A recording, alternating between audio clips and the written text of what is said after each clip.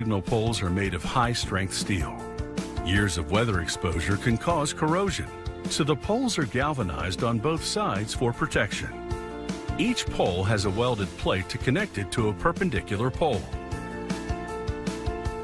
The poles are made out of these steel sheets. The steel arrives at the factory in one large roll. They use a decoiler to unwind the sheet and flatten it out. Then a shear cuts it to the correct length. A computer-guided plasma cutter marks short lines on both ends of the sheet. These lines indicate where to bend the flat sheet to form a round pole. The machine cuts the sheet into a rectangular shape, or a trapezoid shape if the pole will taper at the top.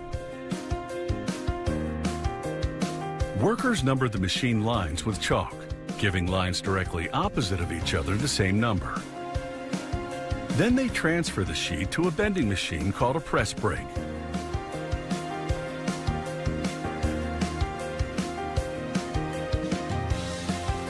The press brake bends the sheet along the marked line to a pre-programmed angle.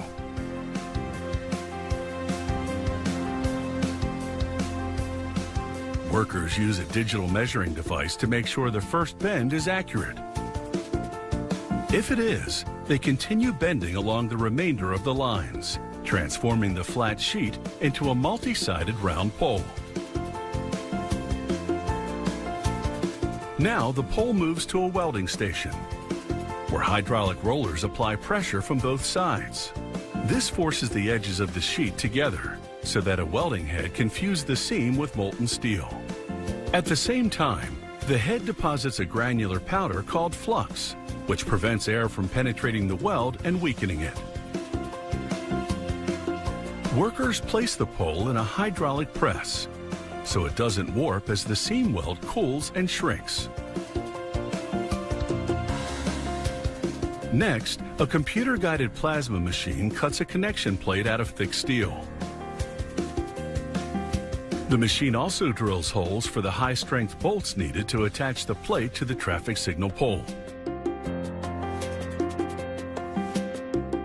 Workers center the connection plate on support plates they've already welded to the pole.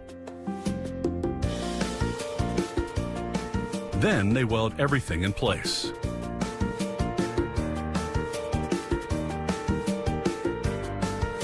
Next, workers weld a base plate to the bottom of the pole.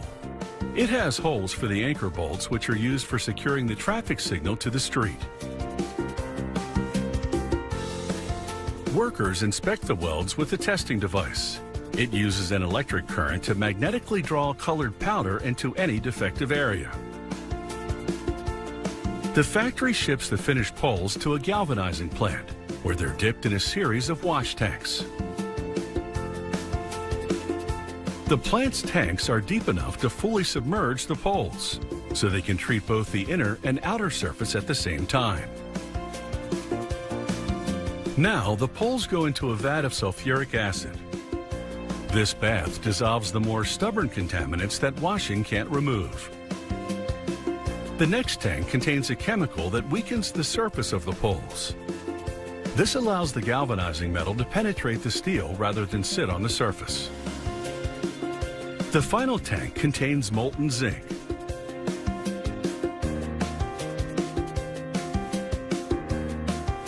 As the poles bathe in the 842-degree zinc, workers in fire protection suits skim the surface to remove iron oxide and ash that floats to the top. This keeps the freshly galvanized surface clean, as the poles are hoisted out of the tank and set aside to cool.